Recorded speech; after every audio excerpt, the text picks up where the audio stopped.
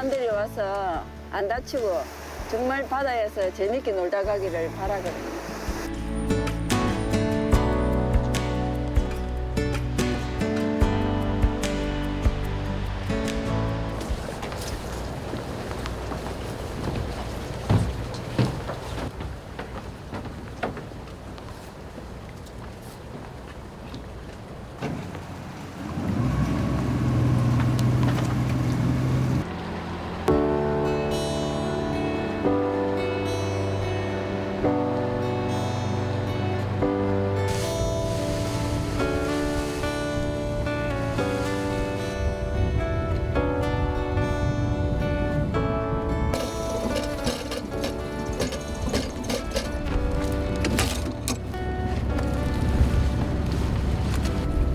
지금이 미역이 좀 많이 나는 계절인가요?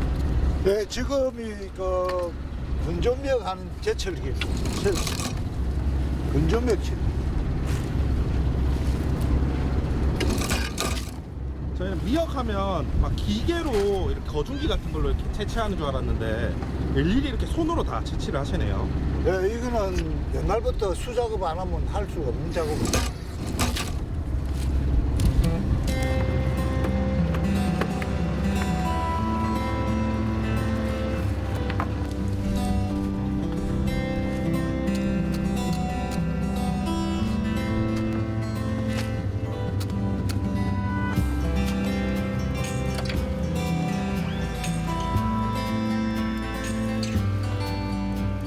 올라가서 또 미역도 이제 이렇게 말리고 하시는 거잖아요. 네, 말리는 건 이제 뒤에 하면 이제 아줌마들이 와갖고 작업을 해요.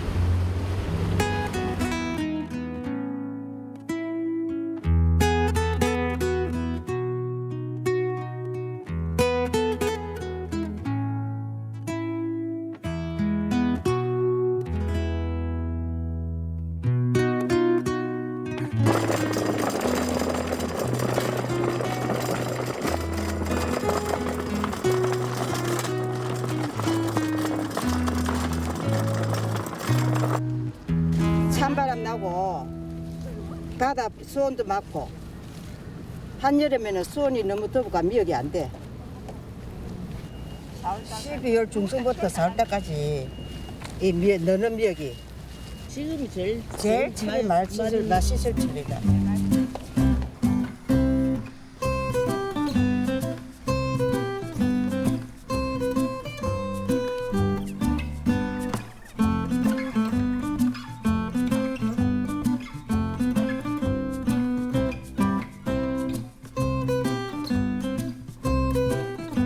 그러면 항상 요 시기 되면은 마음이 어떠세요? 마음이 좋지. 돈 버리는데.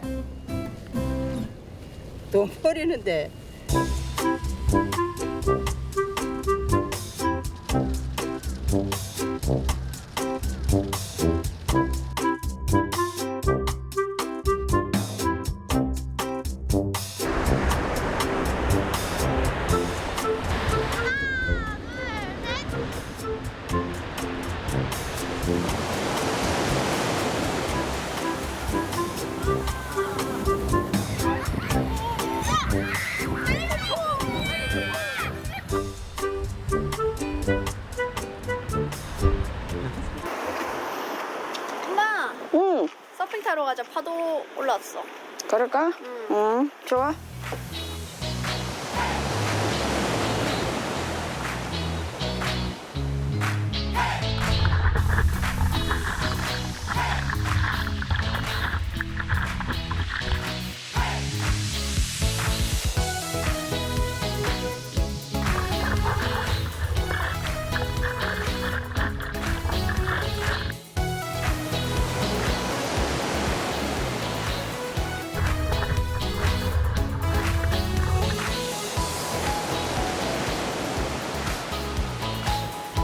한 외국인한테 스팽을 타더라고요. 순간 알아봤습니다. 저거다, 내 거. 바닷속에 쫓아 들어가고 막 그 사람 건져왔어요.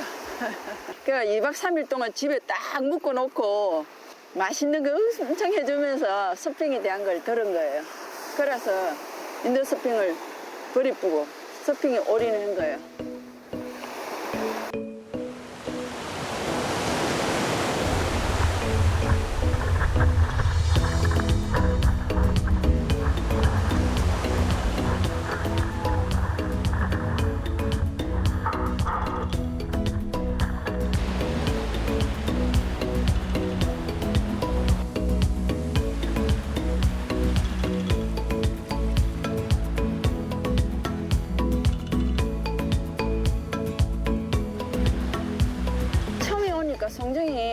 해나고 바다에 쇠가 많더라고요. 못 같은 거 그런 게 많으면서 위험하더라고요. 근데 3살 때 딸이 그 못에 녹슨 못에 찔려가지고 2주 동안 42도로 오르락내리락 하는데 너무너무 화가 나가 이 바다를 깡그리 청소해야 되겠다는 생각에 시작을 했는데 하다 보니까 30년이 걸렸네요.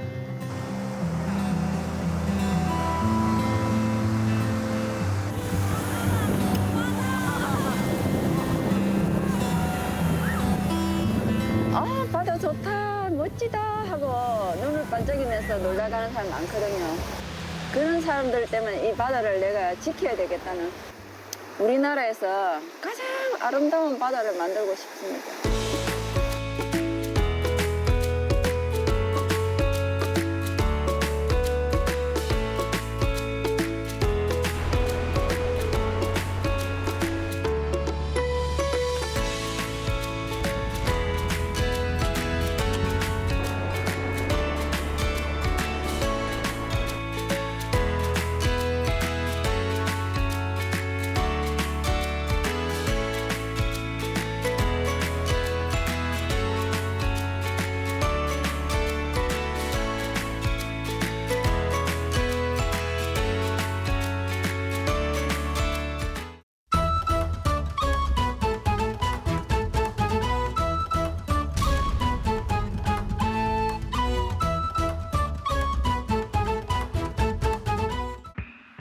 지금 제주 곳곳에서 조용하지만 의미 있는 변화가 시작되고 있습니다. 관광지가 아닌 배움의 공간으로, 잠시 머무는 곳이 아닌 성장하는 현장으로 제주의 역할을 다시 그리는 새로운 시도, 바로 라이즈 사업입니다. 교실을 벗어난 수업, 지역과 세계를 잇는 교류, 배움과 휴식을 하나로 엮은 새로운 교육 모델 런케이션. 지금 그 현장을 찾아가 봅니다. 겨울은 유소년 선수들에게 훈련을 이어가기 쉽지 않은 계절. 하지만 따뜻한 제주에서는 훈련과 배움이 함께 굴러갑니다. 바로 제주 한라대학교 라이즈 사업단이 운영한 체류형 런케이션 프로그램 킥앤런 유소년 축구 캠프인데요. 참가 선수들은 제주에 머무는 동안 전문 축구 코칭과 한국어 수업을 함께 받고 주말에는 재활 중심의 프로그램으로 몸과 마음을 재정비합니다. 然后今天的比赛呢，大家准备得很充分，为了是因为我们今年2026年有北京市的运动会，所以在济州岛来学习，来锻炼。 제주의 겨울 훈련장. 익숙했던 환경을 벗어나 전혀 다른 지도 시스템을 경험하는 시간. 처음에는 서툴고 때로는 쉽지 않지만 그 과정 속에서 자신의 플레이를 다시 바라보게 됩니다. 경기와 반복 훈련 속에서 스스로를 점검하고 한 단계 성장해가는 시간. 이처럼 현장에서 몸으로 배우는 경험, 그 배움의 방식이 바로 라이즈 사업이 지향하는 현장 중심 실천형 교육입니다. 그리고 훈련장에 특별한 손님이 찾아왔는데요. 바로 레전드 국가대표 출신 서정원 감독님입니다. 我感觉很激动，因为这么高的教练能过来指导我们，我很开心。能得到很大的提升，然后在这里环境也很好，也有队友陪伴，还有这么高的教练来指导我们，技术应该可以获得很大的提升。 한 동작 한 동작을 짚어주며 아이들의 움직임을 세심하게 살핍니다. 훈련장의 공기는 순간 더 단단해지고 아이들의 눈빛도 달라집니다. 그렇다면 감독이 가장 중요하게 강조한 부분은 무엇일까요? 가장 중요한 거는 1년 시즌 하는 데 있어서 동계훈련이 가장 중요하거든요. 이때 1년 시즌에 가장 힘을 발휘할 수 있는 그런 에너지를 축적해서 여기서 체력적인 부분도 가다듬고 기초적인 부분부터 해서 우리가 또 좋은 결과물을 만들기 위한 운영이나 작전을 하는 데 있어서 아주 가장 중요한 게 이 동계 훈련인 것 같아요. 그래서 이 어린 선수들이 지금 와서 이런 훈련들을 착실히 자기에 맞는 훈련을 찾아서 한다면 아무래도 대성할 수 있는 그런 계기가 되지 않을까. 그런 데서 제주가 아주 중요한 역할을 또 한다고 저는 생각을 합니다. 예. 서정원 감독의 코칭은 단순히 기술을 가르치는 데 머물지 않습니다. 패스를 어떻게 차는지보다 왜 그 방향을 선택해야 하는지, 언제 움직여야 하는지에 대한 생각을 먼저 묻는데요. 중국 학생들이 가장 인상 깊었다고 말한 부분도 바로 이런 교육 방식이었습니다.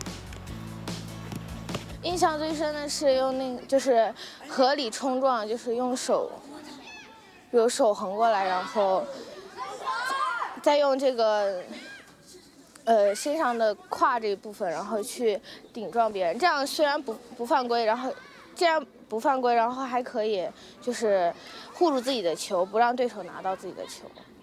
印象最深的就是那个比赛的一些战术和站位，就是主要是用于实战的那些东西，能更好帮助进步。对。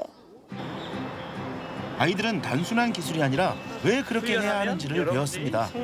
그리고 그 배움은 경기장에서의 한 장면을 넘어 자신의 가능성을 바라보는 시선으로 이어집니다. 어쩌면 이번 캠프는 중국 유소년 선수들에게 더 넓은 무대를 향한 꿈을 조금 더 선명하게 그려본 시간이었을지도 모릅니다. 이번 런케이션은 축구 훈련에만 머물지 않습니다. 훈련 일정 사이사이 중국 학생들을 위한 한국어 수업도 함께 진행되었는데요. 처음엔 낯설고 서툴렀지만 단어 하나를 익히고 짧은 문장을 직접 말해보는 순간 아이들의 표정이 달라집니다. 처음엔 서툴던 인사가 웃음으로 이어지고 작은 대화 한마디가 서로를 연결하는 다리가 됩니다. 글로벌 교류형 교육은 단순히 다른 나라의 학생을 초청하는 데 그치지 않습니다. 서로의 문화를 배우고 다름을 경험하며 그 속에서 스스로의 가능성을 확장하는 과정입니다. 경기장에서 함께 뛰고 교실에서 함께 배우며 아이들은 자연스럽게 세계 속의 나를 상상하게 됩니다. 이 유소년 캠프는 제주에서 펼쳐지는 런케이션의 한 장면일 뿐입니다. 국내 3개 대학을 중심으로 28개의 런케이션 프로그램이 운영되었고 1,126명이 제주에서 배우며 머무는 경험을 했습니다. 런케이션이 쌓일수록 제주는 관광을 넘어 교육과 연구, 산업이 연결되는 글로벌 인재 플랫폼으로 나아가고 있습니다. 다시 킥앤런 유소년 축구 캠프 현장으로 가볼까요? 공을 잘 차는 법만큼이나 중요한 것은 몸을 지키는 법을 배우는 일. 유소년 시기에는 작은 통증 하나가 큰 부상으로 이어질 수 있고 그 경험은 선수에게 오래 남는 두려움이 되기도 합니다.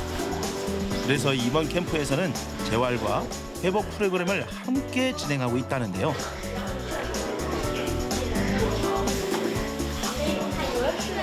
저희가 옛날 같은 경우에는 이제 유소년 선수들이 훈련 중심으로 많이 하다 보니까 그 부상을 당하는 게 굉장히 많았거든요. 그래서 이제 보통 저희 성인 선수들 같은 경우에도 어릴 때 너무 이제 이런 재활 프로그램 없이 그냥 운동만 하다 보니까 나중에 이제 일찍 은퇴하는 경우도 많고 해서 저희가 최근에는 선수들도 이제 어릴 때부터 이렇게 재활 프로그램을 많이 이제 교육을 받고 하고 있는 추세입니다. 아이들은 선생님의 설명에 맞춰 재활 스트레칭을 차근차근 따라해 봅니다. 단순히 동작을 익히는 시간이 아니라 몸의 신호를 읽는 법을 배우는 순간입니다. 이곳에서 아이들은 아픈 것을 참고 버티는 것이 강한 선수가 되는 길이 아니라 스스로를 관리하는 것이 선수의 기본이라는 것을 깨닫습니다. 我觉得有的动作是有一点难，就是有一些动作我身体比较硬，然后就有一些动作做不到位，然后其他有一些还是比较简单的。我觉得这次培训是一次很好的人生体验，然后以前可能不太了解这些如何放松，但是经过这次培训了解很多。 이번 런케이션이 선택한 건 당장의 기록이 아니라 오래 뛰는 선수로 성장하는 길입니다. 몸을 아끼는 법을 배우는 이 시간은 아이들의 미래를 지탱해줄 또 하나의 기초가 되고 있습니다. 그리고 이번 캠프에는 선수들의 부모님도 함께 제주를 찾았는데요. 아이들이 훈련하는 모습을 직접 지켜보고 제주에서 잠시 숨을 고르는 시간. 아이에겐 성장의 순간, 부모에겐 믿음이 쌓이는 시간입니다. 这是因为我们一群孩子来训练嘛，这次然后家长也随同过来一块看一下，也是以前没有来过济州岛，所以就过来这次趁这个机会来看看。周六周日的时候，如果方便的时候，可能要去爬爬山。我们这边不有喀纳山，以前只听过，没有去过，去看看日出最好是。 교육과 휴식 그리고 가족까지 함께 고려한 설계 이것이 바로 런케이션이 가진 또 하나의 강점입니다. 캠프의 마지막 날 훈련장에서 배운 시간들이 이제 하나의 장면으로 이어집니다. 바로 제주의 또래 유소년 팀과의 실전 경기입니다. 서로 다른 환경에서 자라온 아이들 훈련 방식도 다르고 축구 스타일도 다릅니다. 중국 선수들에게는 이번 캠프에서 배운 걸 직접 시험해보는 무대이자 스스로 얼마나 성장했는지 확인하는 시간입니다. 제주 유소년 선수들에게도 마찬가지입니다. 다른 리듬과 판단 속도를 가진 상대를 만나면서 자신의 강점과 과제를 더 또렷하게 마주합니다. 그리고 이 경기를 통해 아이들 마음에 남은 건 하나입니다. 나는 더 성장할 수 있다는 확신. 오늘 그라운드에서 흘린 땀방울은 아이들의 내일을 더 단단하게 만드는 씨앗이 됩니다. 我觉得这次比赛挺不错的，队友的发挥也挺好的，就是把那种足球的精神都发挥出来了。很感谢那个济州的教育机构，还有足协给予我们这个平台，让我们能够体会到这个韩国足球的氛围。也希望我们中国更多的球员能到韩国来学习。 也希望韩国的队员能到中国去交流。 제주는 이제 잠시 들렸다 떠나는 곳이 아니라 머물며 배우는 공간으로 자리 잡아가고 있습니다. 교육은 짧은 여행을 의미 있는 체류로 바꾸고 그 체류는 지역의 새로운 활력을 더합니다. 제주를 새롭게 그려가는 도전 런케이션. 지금 제주에서 시작된 이 시간들이 앞으로 어떤 모습으로 이어질지 기대해봅니다.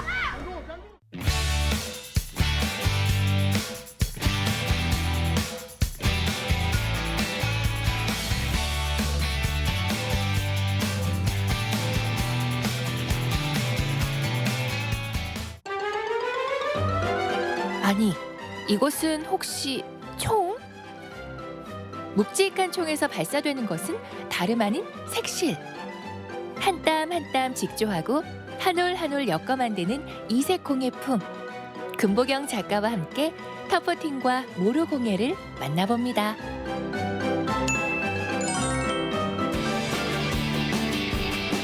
볼거리 제길거리 가득한 예술의 거리 포항 꿈틀로.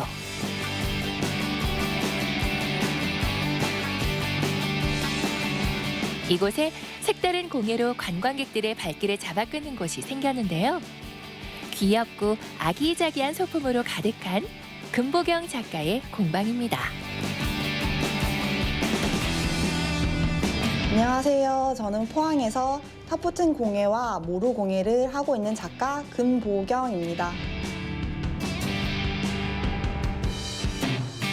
터프팅 공예는 터프팅 건이 따로 있어요. 이렇게. 터프팅 건을 터프팅 건에다가 실을 연결해가지고 원단에 쏴서 심어 만드는 공예거든요. 터프팅은 촘촘하게 잔디를 심듯 원단에 색실을 심어 다양한 무늬를 만들어내는 공예인데요. 터프팅 건을 이용해 빠르게 실을 심을 수 있습니다. 모루 공예는 모루 실이 이렇게 별도로 있어요. 실 안에 철사가 들어가 있는 철사 공예인데 이 모루 실을 이용해서 다양한 작품들을 만들 수 있어요. 귀여운 인형이라던가 화분팥, 이런 시계 같은 거 다 모루 공예로 만든 작품입니다. 퐁실퐁실 폭닥폭닥. 촉감부터 기분 좋은 터프팅과 모루 공예. 실을 이용해 작품을 만든다는 점은 같지만 직접 만드는 입장에선 각각의 매력이 다를 것 같은데요. 어느 쪽이 더 매력적인가요? 근데 저는 총을 사용해서 이런 작품들을 만든다는 게 너무 재밌어가지고 손으로 하는 거는 시간도 오래 걸리고 손으로 하는 그 시간이 있을 건데 얘는 총에 연결해가지고 빠르게 쏴서 만드는 거니까 스피드 얼마나 신나요. 다다다다 하면서 재밌어요. 할 때마다. 좀 건이 사실 무겁긴 하거든요. 2kg 정도 되는데 그것도 견딜 수 있습니다. 너무 재밌어요. 처음에 조금 힘든데 하다 보면 이미 2시간, 3시간 순삭이에요. 모루공예는 우선 쉽고 빠르게 귀여운 작품을 만들 수 있어요. 좀 빠른 거에 좀 매력을 느끼시는 거예요? 네, 스피드. 다양한 색깔과 디자인으로 나만의 개성을 표현할 수 있어 MZ세대의 새로운 취미로 사랑받고 있는 터프팅과 모루공예. 금보경 작가는 어떻게 이 핫한 공예를 시작하게 됐을까요?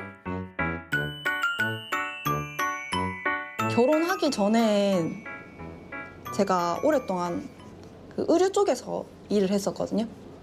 그 백화점이랑 이제 의류 판매업을 되게 오래 했었어요. 근데 결혼하고 이제 아기 낳고 육아를 하다 보니까 이제 거기는 12시간씩 매여 있어야 되거든요. 그 매장 운영하고 하는데, 네.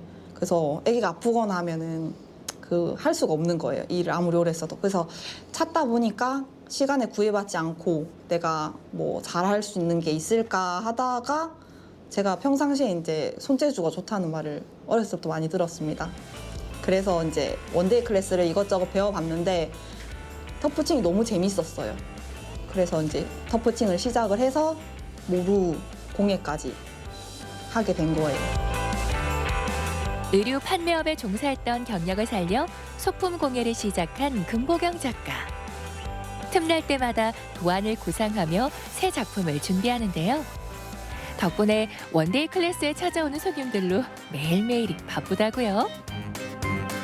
제일 많이 하시는 거는 다 키링 클래스를 제일 많이 하세요. 좀 빨리 할 수 있고 여행하신 분들도 체험은 하고 싶은데 시간이 너무 오래 걸리지 않는 터프팅도 키링 클래스를 많이 하시고 모루도 아까 제가 보여드렸던 모루 인형 키링 클래스를 제일 많이 하세요. 제일 기억에 남는 에피소드는 이제 저희 공방을 찾으시는 분들이 거의 커플이나 친구분들이 많이 막 3, 4, 5 많이 오시거든요. 근데 커플분들 오시면 남자친구들이 여자친구 따라온 표정이 딱 특유의 표정이 있어요. 조금 시무룩한 얼굴로 들어오시는 분들이 계시거든요. 이제 내가 왜 여기 앉아서 인형을 만들어야 하나. 그런데 이제 들어오셔서는 그런데 만들다가 보면은 이제 거기에 이미 애착이 간 거예요. 자기가 처음부터 끝까지 하다 보니까. 그래서 완성작을 보고서 자기가 봐도 자기가 만든 게 너무 귀여운 거죠. 갈 때는 그 만든 친구를 이름도 붙여줍니다. 이름도 붙여주고 달 데 없으면은 자기 옷에 지퍼 같은 데다 달고 가요. 그 친구를. 그런 거 보면 어떠세요? 너무 뿌듯해요. 뿌듯하고 재밌어요. 2kg이나 되는 터프팅건. 들고 있으면 손목과 어깨가 뻐근할 정도지만 작품이 뚝딱 완성되는 걸 보면 성취감과 즐거움이 따라옵니다. 금보경 작가가 느끼는 즐거움도 있을 텐데요. 우선 제가 이 일을 하고 있다는 거를 저는 되게 좋아해요. 그냥 행복해요. 저는 사실 그 결혼도 하고 아기도 있고 하니까 가정이 따로 있고 또 제 직업이 있다는 거에 사실 저는 행복해요. 그리고 총을 쏠 때? 네, 그쵸. 총 쏠 때도 재밌죠. 총 쏘면 그냥 재밌어요. 총은 다다다다다다다 두두두두두 얼마나 신나요. 너무 재밌잖아요. 터프팅건으로 신나게 색시를 쏘면 개성 가득 소품을 만들어주는 터프팅. 요리조리 원하는 대로 만들 수 있는 손안의 작은 친구 모루인형.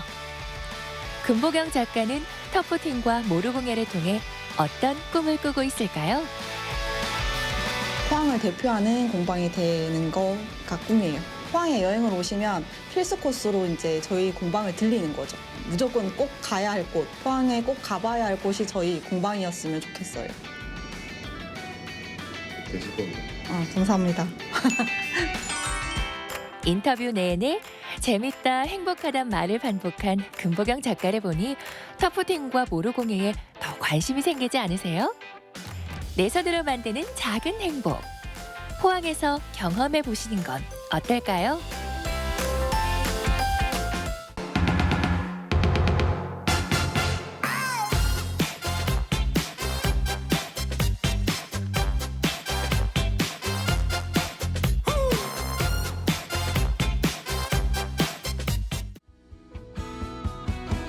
나에게 매실진방이란 그냥 내 인생이었던 것 같아요. 내 인생. 안 좋은 일도 있었고 뭐 좋은 일도 있었고 그다음에 이렇게 꾸준하게 할 수 있는 이런 자리를 마련하게 된 것도 매실 쌀집빵이었고 그렇기 때문에 나의 인생이었지 않나 이렇게 생각을 하거든요. 찐빵 하나에 인생의 희로애락을 담아내는 사람이 있습니다. 투박하지만 따뜻한 진심을 굽는 주인공을 만나보시죠. 순천시 외곽에 자리한 찐빵집. 사계절 내내 피어오르는 하얀 김과 초록빛 찐빵으로 발길을 붙잡는 곳이 있습니다. 안녕하세요. 저는 순천에서 매실 쌀찐빵을 만들고 있는 김근태입니다. 평범한 찐빵이 아닌 특별한 찐빵을 만들고 싶었던 김근태 대표. 그는 우리 농산물을 활용한 새로운 찐빵을 고민하기 시작했는데요. 처음에 이제 빵을 할 때는 뭐 그 자체적인 그런 찐빵 판매를 하고 찐빵을 만들어 왔었습니다. 그런데 우리 농산물을 이용해 가지고 만들 수 있는 그런 어떤 그 건강이 좋은 빵을 만들 수 없을까라는 그 생각을 많이 해오다가 우리 고장에서 많이 생산되고 있는 매실을 이용해 가지고 매실 쌀찐빵을 만들게 되었습니다. 냄새 좋고. 발효가 너무 잘 됐어요. 네, 너무 잘 향기가 되지. 너무 좋고요. 예. 맑고 깨끗하네요. 햇빛이 잘 들어서 잘 된 것 같아요. 그런 것 같아요.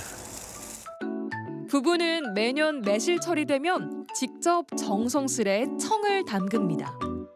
항아리에서 익어가는 매실은 부부의 철학이 담긴 시간이기도 한 거죠. 저만의 그 빵 만드는 그 고집이라고 할까 어떤 방법. 그래야 제가 원하는 그런 맛이 나더라고. 건강한 빵 맛이 나고 그렇더라고요. 그래서 그렇게 오랫동안 숙성을 시키고 그래야 또 이런 맛있는 냄새가 나고 그다음에 빵에 넣을 수 있는 그런 어떤 기본적인 게 만들어지는 것 같아요. 자연에서 얻은 재료는 거짓말을 하지 않죠. 인공적인 맛 대신 건강한 맛을 내는 매실 쌀찐빵. 사람들이 이제 그 뭐 색소를 쓰고 있는 게 아니냐 이렇게 생각들을 많이 하시는데 우리 주변에서 볼 수 있는 그런 야채 중에 하나의 그런 야채 색깔입니다. 속도 편하고 부담 없이 그렇게 드실 수 있는 빵을 만들기 위해서 굉장히 그 친근성 있는 그런 야채를 쓰고 있습니다. 반죽이 말랑말랑하니 잘 되었네요. 이렇게 반죽이 잘 되면 빵이 훨씬 맛있어요. 근데 내가 봐도 반죽이 잘 된 것 같아. 색상도 잘 나오고 맛있는 빵이 나오게 생겼네. 버들버들, 야들야들. 순천의 특산품인 매실을 품었지만 산도가 높은 매실을 찐빵과 조화시키는 과정은 도전의 연속이었습니다. 그 조화가 그렇게 처음에는 이게 뭐 쉽지가 않았습니다. 또 매실의 그 독특한 맛이 있거든요. 신맛이 있습니다. 신맛이기 때문에 상당히 그 이제 그 거부감을 느끼는 사람도 그 처음에 많았었거든요. 근데 그것을 어떻게 하든지 그 신맛을 잡아가지고 그 빵하고 같이 이렇게 만들 수 있게끔 하기 위해서 고민을 많이 하고 그다음에 개발을 하고 연구 개발을 하고 10여 년의 시간 동안 실패를 거듭하면서 다시 개발을 하고 다시 연구를 하고 그렇게 해가지고 완성시킨 게 바로 이제 매실 쌀찐빵입니다. 오랜 노력 끝에 완성된 매실 쌀찐빵. 맛과 영양을 모두 잡았다는 입소문이 퍼지면서 손님들의 발길이 더 많아졌는데요. 처음에는 이제 의무심을 갖고 이게 큰 도로에서 파니까 이제 뭐 체인점 아니냐 의심을 갖고 오셨다가 딱 문 밖에 나가면서 드셨다가 다시 오세요. 그게 너무 감사해요. 그래서 이거 진짜 빵이 다르네요. 그러면서 다시 오실 때 너무 감사해요. 그때 제가 한 번 꼭 더 드려요 또. 아이고 잘 계셨어? 네. 아이고 이게 찐빵이 하도 생각나고 또 왔는데 3팩 정도 싸주시오. 예, 알겠습니다. 매실찐빵 하나하고. 매실찐빵으로요? 네. 네, 매실찐빵 제가 하나하고 네. 일반 찐빵으로 네. 2개하고 해서. 네. 한 번도 안 먹어본 사람은 있어도 한 번만 먹은 사람은 없다. 사람들의 입맛을 사로잡은 비결은 뭘까요? 매실 향이 나고 색깔도 그 푸른 매실 색깔 나서 또 이쪽 고장이 또 매실 고장 아닙니까? 그래서 그런 특성을 살려줘가지고 진짜 이거 생각 잘하셨고 연구 많이 하셨다 이런 생각이 듭니다. 저는 순천에 살고 있는데 순천에서 이제 친정이 승주예요. 그래서 농사 지으시니까 간식 필요하잖아요. 근데 건강한 맛이기도 하고 팥도 너무 맛있더라고요. 그리고 사실은 그래도 일반 찐빵보다는 매실 쌀 찐빵이라 그래가지고 소화도 좀 잘 되는 것 같더라고요. 그래서 자주 부모님 사다 드리고 있습니다. 일반 찐빵하고는 좀 맛이 다른 것 같긴 해요. 팥도 되게 부드럽고 일단은 색감 자체가 매실을 닮은 청색이어서 보기 좋은 떡이 맛도 좋다고 그랬나요? 맛있어요. 지역 농산물의 가치를 높이고 맛의 깊이를 더한 노력은 각종 대회 수상으로 이어졌습니다. 오랜 끈기와 노력으로 명품 찐빵으로서의 가치를 증명해낸 거죠. 항상 얘기하는 거 우리는 대통령상을 받았기 때문에 거기에 걸맞는 제품을 만들어야 된다. 명품 빵을 만들어야 된다. 항상 저는 그 얘기를 많이 해요. 누가 먹든 어디에 내놓든 이 빵은 농부 빵이다라는 것을 다 알 수 있다는 거예요. 지금도 그렇긴 해요. 지금도 저희 빵 가져가면 아, 그 집 빵이네요. 그러신대요, 손님들이. 그 주위 분들이 갖다 드리면. 그 정도로 이제 저희는 그거를 자부심을 가지고 최선을 다하고 있습니다. 근데 그 기분은 정말로 너무 벅찼고 감격적이었고 나한테도 이런 기회가 온다는 그 실감이 안 났었거든요. 근데 내가 그냥 고생했던 보람이 고생했던 대가가 오는구나 이런 걸 많이 느꼈거든요. 그래서 그 상을 받고 나서도 앞으로도 정말 사람들을 위한 그런 건강한 빵을 만들어야 되겠다는 그 다짐을 많이 했습니다. 현실에 안주할 법도 하지만 김근태 대표의 연구는 멈추지 않았습니다. 매실쌀 찐빵 성공에 이어서 이제는 건강빵을 개발하고 있는데요. 매실 쌀찐빵뿐만이 아니라 그 외에도 뭐 다른 빵을 제가 몇 가지를 지금 만들고 있거든요. 그러니까 사람이 먹고 나서 정말로 건강해질 수 있는 빵, 마음 놓고 먹을 수 있는 빵. 지금도 많이 어떻게 하면 계속적으로 지금보다 더 좋은 빵을 만들 것인가, 건강한 빵을 만들 것인가, 사람을 위해서 지금도 그 생각은 계속 변함이 없습니다. 지금도. 김근태 대표의 빵은 묵묵히 한 길을 걸으면서 가장 순천다운 재료로 빚어낸 결실입니다. 나에게 매실찐빵이란 그냥 내 인생이었던 것 같아요. 내 인생. 안 좋은 일도 있었고 좋은 일도 있었고 그다음에 이렇게 꾸준하게 할 수 있는 이런 자리를 마련하게 된 것도 매실 쌀찐빵이었고 그렇기 때문에 나의 인생이었지 않나 이렇게 생각을 하거든요. 그리고 앞으로도 그런 정말로 그 생각은 잊지 않고 내 인생에 걸맞게 훌륭한 빵을 만들면서 건강한 빵을 만들면서 그렇게 살도록 하겠습니다. 저는 순천에 오면은 순천의 대표적인 빵이 되고 싶다. 매실 찐빵이 대표적인 빵도 되고 싶고 아 순천에 가면 먹고 싶은 빵이 농부간의 매실 찐빵이다. 이걸 인식시키고 싶습니다.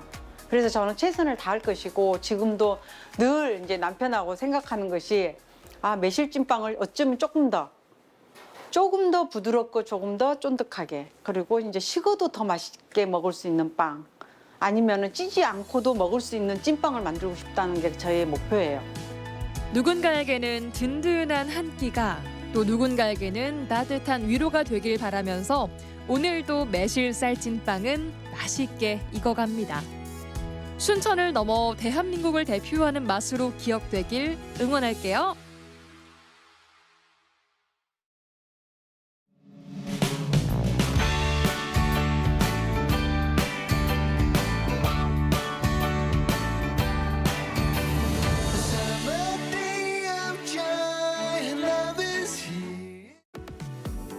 우리 삶을 한층 풍요롭게 하는 예술, 여러분은 얼마나 가까이 하고 계십니까? 예술이 일상이 되는 공간이 있습니다. 쉼을 찾아 내려온 예술가, 지역에 뿌리 내린 장인, 조용히 자신만의 언어를 써내려가는 작가까지 다양한 작가들이 모여 하나의 예술촌을 만들어가는 특별한 공간을 만나볼게요.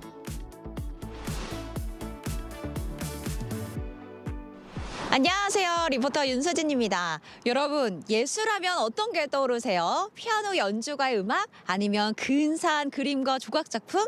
혹시 나와는 조금 동떨어진 세계라고 생각하진 않으세요? 그렇다면 오늘은 예술이 일상이 되는 공간을 소개해드릴게요. 지금부터 함께 만나러 가보시죠. 겨울 안개가 자욱하게 내려앉은 이곳은 충북 음성의 한 시골 마을. 예술이 일상이 되는 아주 특별한 공간이 이곳에 있대요. 이름하여 음성군 창작예술촌입니다. 안녕하세요. 반갑습니다. 네, 안녕하세요. 야, 음성에 이런 멋진 곳이 있는 줄 몰랐어요. 음성 창작 예술촌 어떤 공간이에요? 이곳은 오래전에 폐교된 학교를 음성군에서 매입하여 새로 리모델링하여 저희에게 위탁한 시설로 입주 작가들의 창작 활동 및 전시 공간으로 활용하는 창작 예술촌입니다. 그렇다면 예술촌 안으로 들어가 볼까요? 와, 야, 이 공간 안에 되게 예쁜 것들이 많이 있어요. 예술이 일상이 되는 곳인 만큼 상시 개방하는 전시실이 있는데요. 와, 다양한 공예 작품들이 눈길을 끕니다. 예쁜 유리공예 작품부터 돼지를 형상화했다는 알쏭달쏭한 설치미술 작품까지 만나볼 수 있어요. 그러면 이곳에 오면은 이 작품을 만든 입주 작가님들도 함께 볼 수 있는 거죠? 여기에 있는 작품들은 여기서 초대 전시를 했거나 저희와 같이 협업한 작가분들의 작품이 있고요.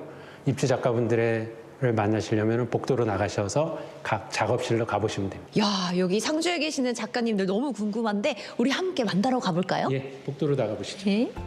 이곳은 예술가들이 머물며 자신만의 작품 활동을 하고 주민과 함께 예술을 나누는 생활형 창작 공간. 각자의 방식으로 예술 활동을 하는 입주 작가들이 모여 있는데요. 먼저 한창 작업 중인 김태린 작가부터 만나볼까요? 안녕하세요. 안녕하세요. 안녕하세요, 네. 작가님. 네.